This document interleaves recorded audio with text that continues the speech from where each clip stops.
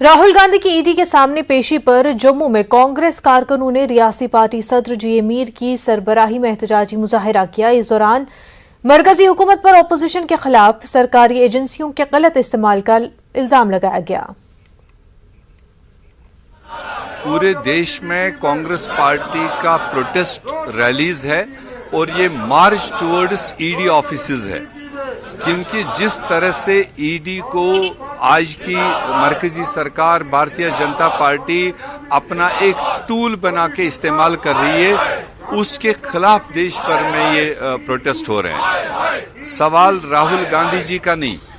हमने अंग्रेजों को फेस किया है तो मोदी को फेस करना या उसकी एजेंसी को फेस करना हमारे लिए कोई बड़ी बात नहीं है। ना कोई उसमें अनलॉफुल कोई तरीका इख्तियार हुआ है जिसके लिए हम डरें। मगर सवाल है कि